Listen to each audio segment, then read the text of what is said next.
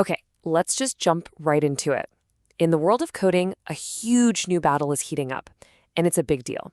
We're talking about a showdown between two new AI-powered code editors that have just exploded onto the scene, Windsurf and TRAE. And this isn't just about which one has cooler features, it's about a really fundamental choice that pretty much every developer is facing right now. But hold on a sec. When we say Windsurfs versus TRAE, I know exactly what some of you are probably thinking. TRAE? Like the basketball player? It's a funny point of confusion that actually came up a lot in the research, so let's clear that up right off the bat. So let's get this out of the way. Nope, we are absolutely not comparing a code editor to the Atlanta Hawks star point guard, TRAE Young. We're talking about TRAE, the AI-powered code editor from ByteDance, the company behind TikTok. One's a pro athlete, the other's a pro tool. And that's the last time we'll mention basketball, promise. So just to make sure we're all on the same page, what is an AI code editor anyway? The easiest way to think about it is like a word processor for programmers, but it's been supercharged with some serious artificial intelligence. It doesn't just, show your code. It's actively in there with you, helping you write it, fix bugs, and even make it better, all automatically. All right, basics covered.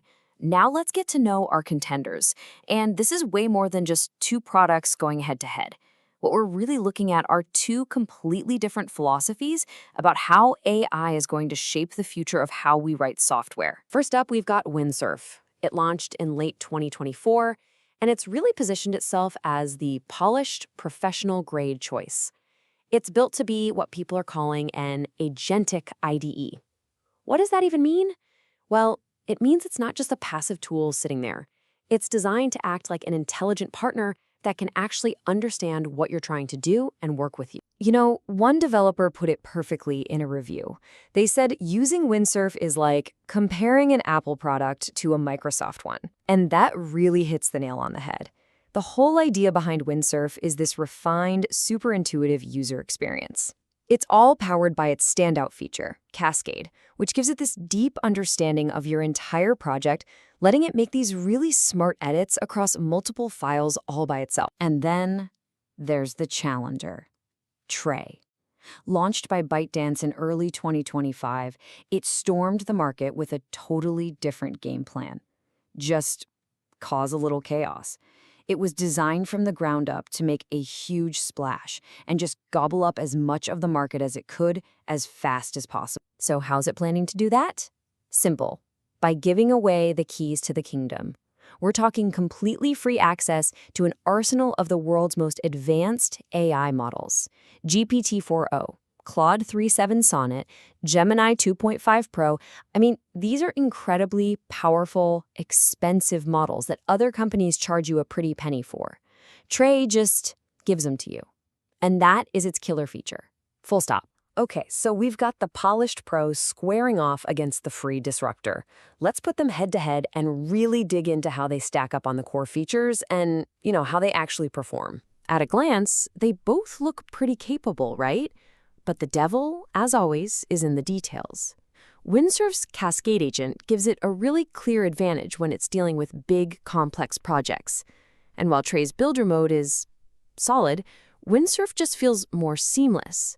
Its code completion is also just plain faster and seems to understand the context of what you're doing a lot better. But that performance difference, it leads to a pretty major issue. The first versions of TRAE were, to put it mildly, resource hogs. At one point, analysis showed it was using over 6 times the memory of a standard code editor. 6 times! Now, ByteDance has pushed a lot of updates to fix this, but it kind of makes you wonder about the optimization under the hood, especially if you're not running a top-of-the-line machine. But look, features and performance, that's just the opening act. Now we get to the main event, the thing that really defines the choice here. And it's an issue that goes way beyond just coding and gets right to the heart of our digital lives. It's all about the price of privacy. And this is where it all comes to a head. It couldn't be more black and white. With Windsurf, you pay $15 a month for a tool that puts your privacy first. It's not training its AI on your private code, and you can even have it keep 0 data. TRAE, on the other hand, is totally free. But that $0 price tag comes with a pretty big catch. very real concerns about what's happening with your data. And this isn't just some vague, oh, they might be collecting data thing. No. People actually dug into this. What they found was staggering. In just 7 minutes of use, TRAE made around 500 calls back to its servers. And what's it sending? Everything. Detailed info about your computer, your activity, even the file paths on your machine, all being beamed back to ByteDance, even when people thought they'd turned the tracking off. This isn't just a philosophical problem for privacy nerds, you know? It has huge real-world implications. I mean, listen to this quote from an enterprise analysis. It says it all. For pretty much any developer working on company code, or any business in a regulated field like finance or healthcare, this level of data collection makes TRAE a complete non-starter. It's just off the table. So, after all that, the features, the performance, and the massive privacy question, what's the final verdict? How do you choose? Let's break it down and help you pick your coder. Look, it really just boils down to who you are and what you're working on. It's pretty simple. Choose Windsurf if you're a professional, if you care about privacy, if you're working on sensitive projects, and if you're willing to pay for a really polished, reliable tool. But choose TRAE if you're a learner or a hobbyist, if you're just exploring AI coding on your own personal projects where privacy isn't the biggest deal, and getting free access to all those powerful models is what you really want. And you know, this whole rivalry, it's not happening in a vacuum. It's like a perfect snapshot of the AI arms race that's going on right now. You've got the pioneers like Windsurf who are trying to build these mature, responsible tools. And then you have the disruptors like TRAE who are just using free access as a weapon to gain market share. And the result is this really clear split in the market. It's a choice between paid privacy and free data. And that brings us to the big, final question that this whole saga leaves us with. This fight between Windsurf and TRAE, it feels like a preview of a much bigger conflict that's coming our way. As AI gets more and more powerful and woven into everything we do, are we always going to be forced to make this trade-off? Is the future a constant, nagging choice between what's affordable, what's powerful, and what's private? That's a question we all need to be thinking about, and probably sooner than we think.